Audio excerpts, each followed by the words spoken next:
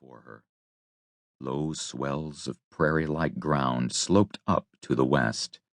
Dark, lonely cedar trees, few and far between, stood out strikingly, and at long distances, ruins of red rocks. Farther on, up the gradual slope, rose a broken wall, a huge monument looming dark purple and stretching its solitary mystic way, a wavering line that faded in the north. Here to the westward was the light and color and beauty. Northward the slope descended to a dim line of canyons from which rose an upflinging of the earth, not mountainous, but a vast heave of purple uplands with ribbed and fan-shaped walls, castle-crowned cliffs, and gray escarpments. Over it all crept the lengthening, waning afternoon shadows. The rapid beat of hoofs recalled Jane Withersteen to the question at hand.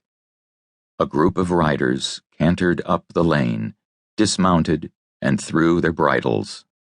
They were 7 in number, and Tull, the leader, a tall, dark man, was an elder of Jane's church. "Did you get my message?" he asked curtly. "Yes," replied Jane. "I sent word I'd give that rider Venters half an hour to come down to the village. He didn't come." "He knows nothing of it," said Jane. "I didn't tell him. I've been waiting here for you." "Where is Venters?" "I left him in the courtyard." "Here, Jerry," called Tull, turning to his men. "Take the gang and fetch Venters out here if you have to rope him." The dusty-booted and long-spurred riders clanked noisily into the grove of cottonwoods and disappeared in the shade. "Elder Tull, what do you mean by this?" demanded Jane. "If you must arrest Venters, you might have the courtesy to wait till he leaves my home. And if you do arrest him, it will be adding insult to injury. It's absurd to accuse Venters of being mixed up in that shooting fray in the village last night. He was with me at the time. Besides, he let me take charge of his guns. You're only using this as a pretext. What do you mean to do to Venters?" "I'll tell you presently," replied Tull. "But first tell me why you defend this worthless rider." "Worthless!" exclaimed Jane indignantly. "He's nothing of the kind. He was the best rider I ever had. There's not a reason why I shouldn't champion him, and every reason why I should. It's no little shame to me, Elder Tull, that through my friendship he has roused the enmity of my people and become an outcast. Besides, I owe him eternal gratitude for saving the life of little Fay." "I've heard of your love for Fay Larkin and that you intend to adopt her. But, Jane Withersteen, the child is a Gentile."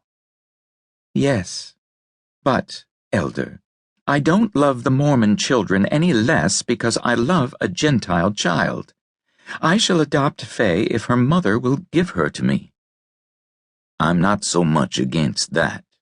You can give the child Mormon teaching," said Tull. "But I'm sick of seeing this fellow Venters hang around you. I'm going to put a stop to it. You've so much love to throw away on these beggars of Gentiles that I've an idea you might love Venters." Tull spoke with the arrogance of a Mormon whose power could not be brooked, and with the passion of a man in whom jealousy had kindled a consuming fire. "Maybe I do love him," said Jane. She felt both fear and anger stir her heart.